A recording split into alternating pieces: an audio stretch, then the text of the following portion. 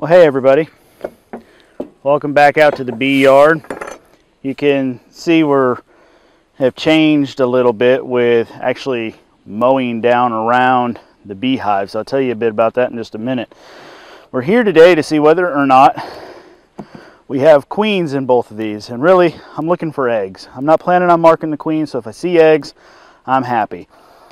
This being a split off of this that was done wrong, but looks like maybe it worked. So that's what we're looking for. I'm really in here just to see if there's eggs. I doubt we're ready to put on any kind of extra honey supers, even though the main Chinese privet flow is over. I just don't think either of these hives are strong enough for it. Maybe I was wrong. So let's take a look. So what was I talking about with the mowing? Well, let me see, how can I say this?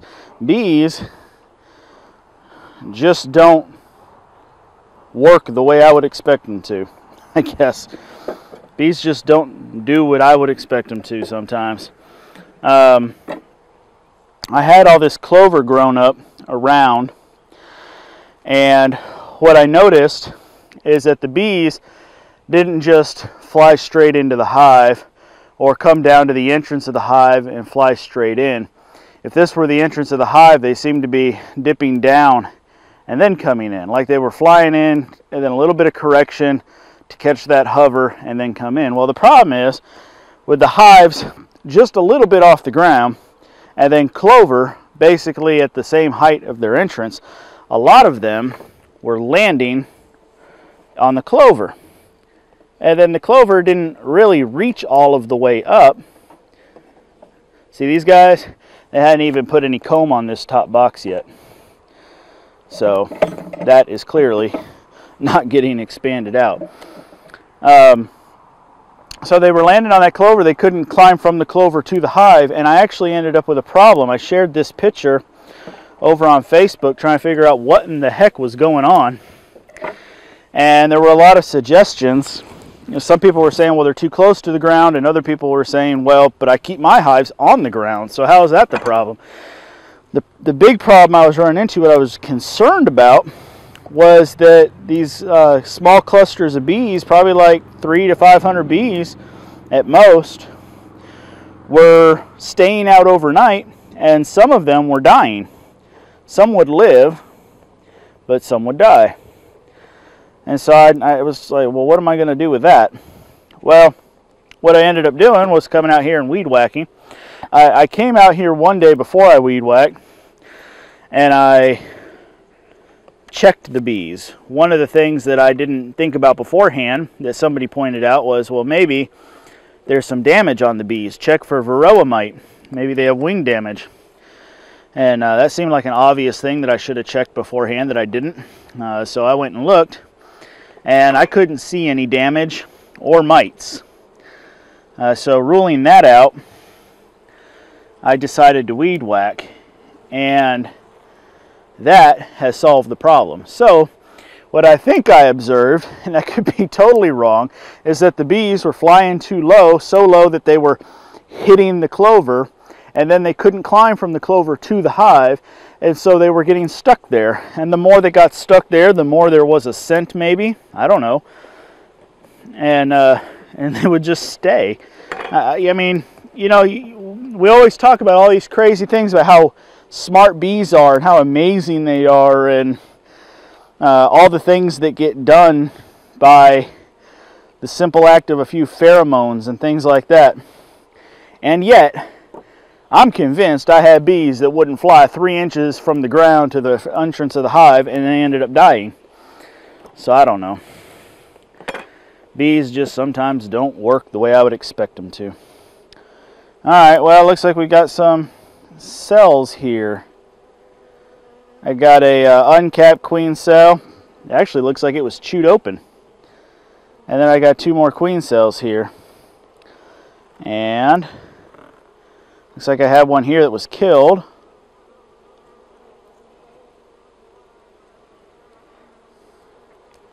Now see, I put these guys over here with queen cells. That was kind of what I did wrong. I moved the queen cells rather than the queen that was already hatched.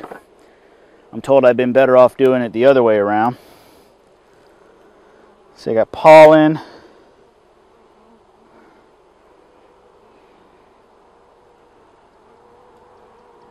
Bee bread. Small hive beetle. Dead small hive beetle.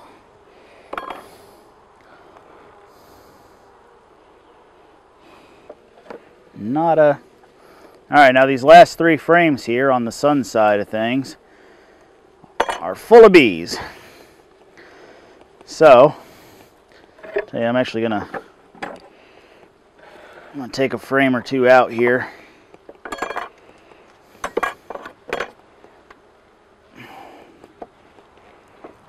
Since those ones are so full of bees, I don't want to cause any damage. I'm gonna give myself a little space to work. There we go. Alright, let's see what we got here. I'm looking down deep into these cells, seeing if I can't find. I got a couple trying to emerge. So that's my fear with this hive, is that I did something terribly wrong. They're not going to produce a queen properly. And once all the brood is hatched, that'll be that. That's my biggest fear. Not a single egg.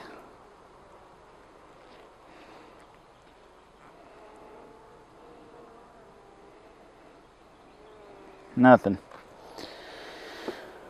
Well, I don't know. I don't know what I want to do. I really don't want to put more money into this. I kind of see my bees as I do my garden. You know, I don't like to buy seeds for it. Yeah, I have. But if I can reproduce my own stuff, then why not? Why should I be bothering buying somebody else's stuff? So, since I am not in the business of selling honey, I don't need to have production. I still have almost a gallon left from last year that we're using personally. I don't see myself going out and paying for a queen. Sorry, girl. And paying for a queen. I see myself letting this hive either figure out how to live or letting it die. It's what it would have done in nature, I suppose. So, the other option I could do is try to put them back. I could put all those bees back out of the first hive again and call it a day. But obviously I don't want to do that. I put them over here in the first place trying to create a split. I just maybe didn't go about it the right way. Alright. Let's see how these girls are doing.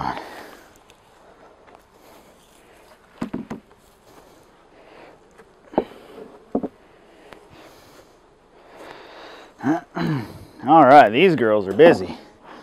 These girls have been doing a lot more than the other ones. I can already see some honey up in the supers. Nice fresh white comb.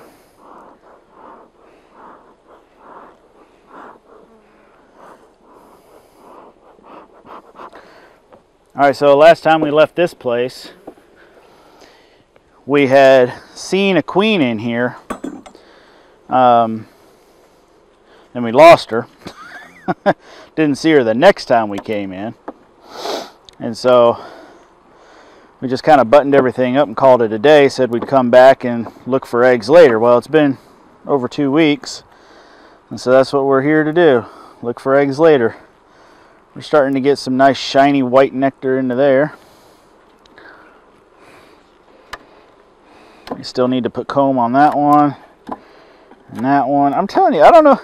I feel like my bees just really stink at making comb. I don't know what it is. Just they make me feel that way sometimes. All right, so we got some fresh, nice white. Oh man, I got to. Oh, it's just too pretty. Mmm. Mmm. Mmm. Yum. All right.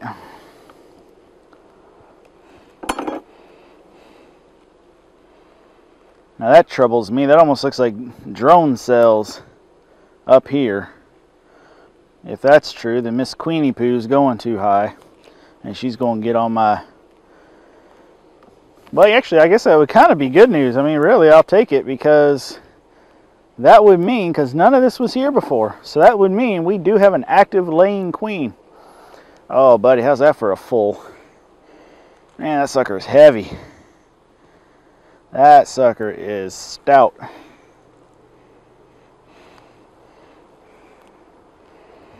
That'll get stolen out of here before too long, I promise you. Hello. I love when the bees try to do their best Godzilla impression. You're just doing work and all of a sudden a bee crawls right in front of your eyes on your mask. And see, that one hadn't been capped yet, but it is full of honey. So, yes. Alright, so that's good news. We will have honey, because I will steal a couple frames out of this within the next month. And then later in the year, we almost always let them have all of the autumn honey, and then that'll get them through the winter. And I'm almost certain we're about to find out some deeps down here have a good bit of honey on them as well. So let's go find out why we have drone cells up top, and then if we can see any other larvae. Oh, I need a crane. Told you there'd be honey on these deeps. Oh, baby. And the other side's pretty full too. It's just not capped off yet.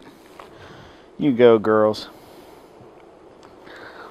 Now, I know for a commercial seller, one frame of honey does not a business make. But for somebody who's just wanting to have some sweetener for their personal use, that's a lot of honey.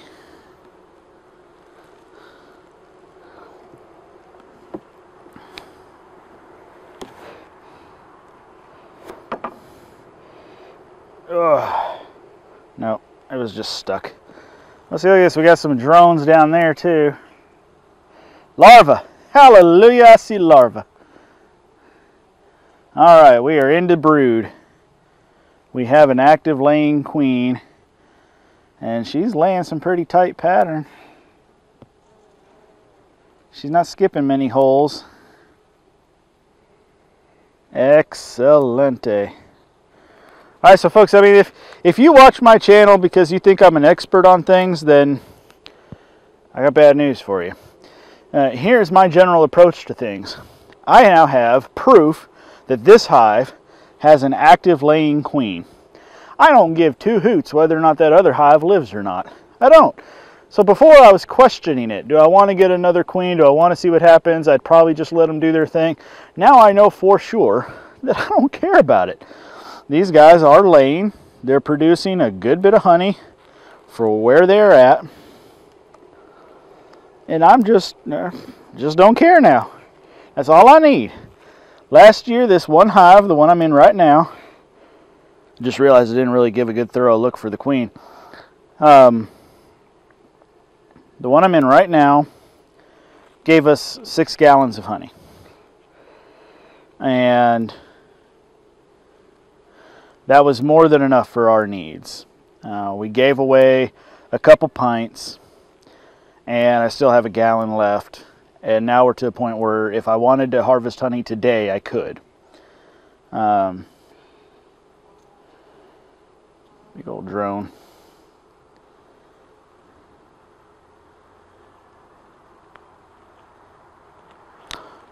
So, you know, a proper beekeeper, a commercial beekeeper who has a lot more experience, would be able to requeen that thing from here probably in the next 2 weeks and just be done with it that way and have 2 strong hives. I mean, I wouldn't even say I'm a hobbyist. If there's something less than a hobbyist, that's me when it comes to beekeeping. So I'm perfectly content with letting the 1 hive live and going from there. I saw some about 3-day-old larvae up here. Hadn't noticed any rice yet. She may have worked her way down.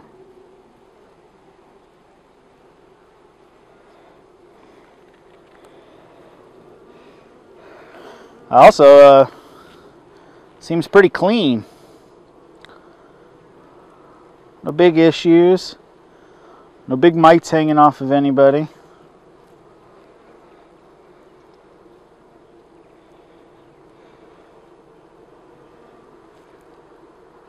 I think she might have gone down.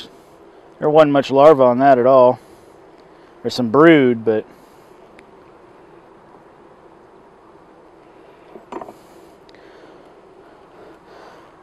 you know, when I make these bee videos, I sit here and I talk to the camera for a good 30 minutes. And then I go inside and spend about an hour trying to cut it down to something I feel like I would bother watching. Y'all let me know specifically when it comes to bees, because they can be such long videos. What do you think? Do you like when you sit here and hear me just ramble on and every random thought that comes to mind?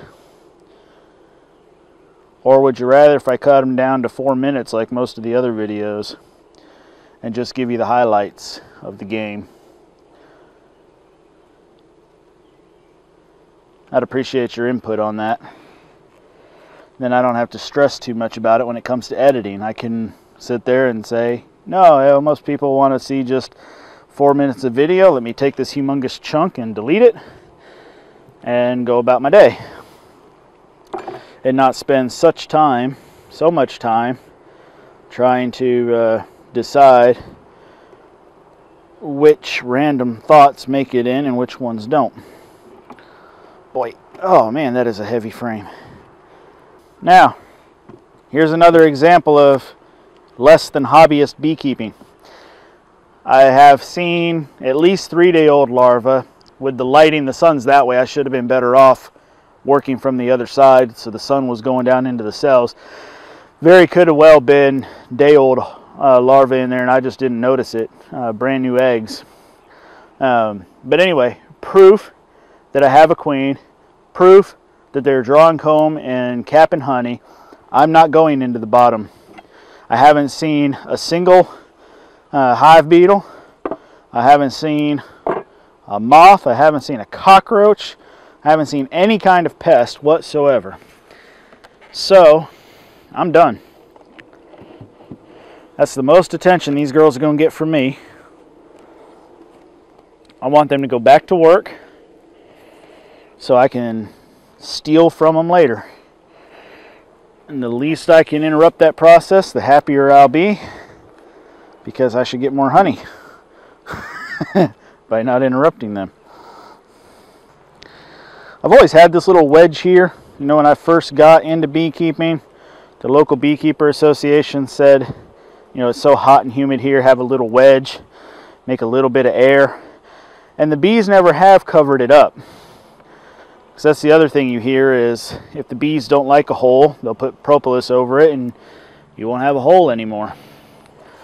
So the other line of thinking is most trees that you find bees in out here have the hole near the bottom of the tree where they go in, and that's it. You don't end up with a bunch of little holes in the tree giving air. So is it really necessary? So I don't know, but they've never blocked it up, so I keep putting that in there. You may have seen it before, maybe not. Well, there we are. So we've got one hive that still has brood, but no sign of eggs, yet a couple queen cells, and very little honey. And then the original hive has probably less honey than it would if we didn't have all of our swarming problems earlier in the spring. And if we didn't have so much rain while the privet was in bloom, but they have stored up honey, they do have a queen that's laying eggs, and they are pest free. So I think that's where things stand, and we're going to leave it at that. I don't do very many updates on the bees because I'm a level less than a hobbyist. I don't put much effort into them, and that's just the simple fact of the matter. Whether you think that's right, wrong, or indifferent, there you are. We made an observation that the bees make this funny little dip in their flying pattern and were landing on the clover, and that maybe that was the reason why they were staying outside at night, and we were losing a couple hundred bees every few days. Since then, I've weed whacked around, and while there are still onesie-twosie bees down there, I don't have a clump of bees. And so I think that that was a good improvement to make. I've weed whacked in front and behind by about 2 to 3 feet, and I think overall it's a better situation. Well, let me know what you think. If you've got any questions about either of the hives or how things go, maybe the next time we do a video, we'll finally put our honey extractor to use. Thank you all so much for watching. If it's your first time being with us, don't forget to hit that subscribe link so that you can be notified the next time we put out a video. We'll see you next time.